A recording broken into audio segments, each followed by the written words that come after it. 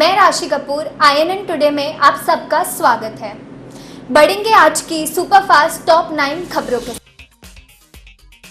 अहमदाबाद के नरेंद्र मोदी स्टेडियम में खेले गए चौथे T20 में भारत ने इंग्लैंड को 8 रन से हरा दिया। इस जीत के साथ ही टीम इंडिया ने 5 मैचों की सीरीज को 2-2 के बराबर कर लिया है।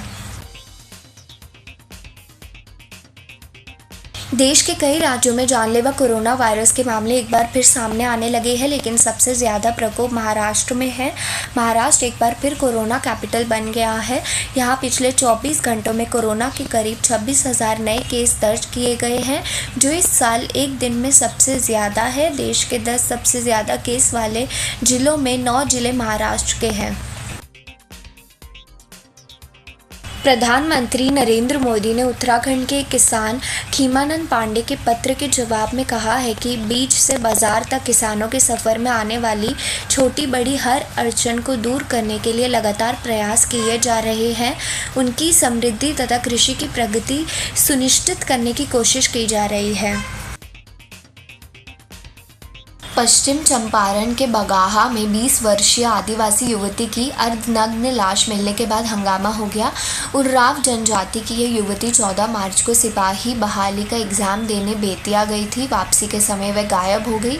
गुरुवार की सुबह उसकी लाश त्रिवेणी नहर में तैरती हुई मिली। अंदेशा है कि जिस ऑटो से वह लौट रही थी, उसके चालक द्वारा ही रेप के बाद हत्या की गई और शव को नहर में फेंक दिया गया। देश के लिए जान कुर्बान करने वाले शहीदों की विधवाओं में से कई को सेना में नौकरी नहीं मिल रही, जबकि उन्हें नौकरी देने का ऑफर है और वे रक्षा सेवाओं से लेकर स्टाफ सिलेक्शन बोर्ड तक की कठिन परीक्षाएं पास कर चुकी है। ये खुलासा संसद की स्थायी समिति की रिपोर्ट से हुआ है। कहा जाता है कि वैकेंसी नहीं है। सुप्रीम कोर्ट ने गुरुवार को मध्य प्रदेश हाई कोर्ट के उस आदेश को एकदम अस्वीकार्य बताया, जिसमें यौन अपराध के एक मामले में आरोपी को जमानत देने के लिए पीड़िता से राखी बंधवाने की शर्त रखी गई थी।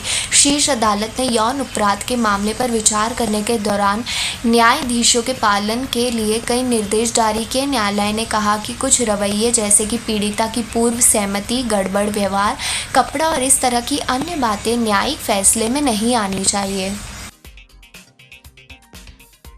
राजस्थान सरकार ने 5वीं कक्षा तक के छात्रों को बिना परीक्षा के लिए पास करने का ऐलान किया है। सरकार ने कोरोना वायरस संक्रमण को देखते हुए सरकारी स्कूलों में 5वीं कक्षा तक मौजूदा शिक्षा सत्र में कोई परीक्षा नहीं करने का फैसला लिया है। छात्रों को आकलन के आधार पर पास किया जाएगा। राज्य के शिक्षा विभाग ने बुधवार को इस बारे में आदेश जारी किया।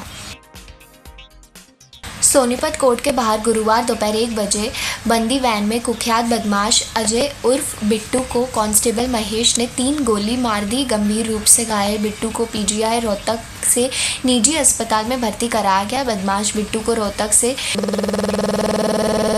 महेश सुरक्षा में तैनात था। पुलिस सूत्रों के अनुसार महेश ने गैंगस्टर रामकरण से 50 लाख रुपए की सुपारी लेकर प्लानिंग के साथ घटना को अंजाम दिया।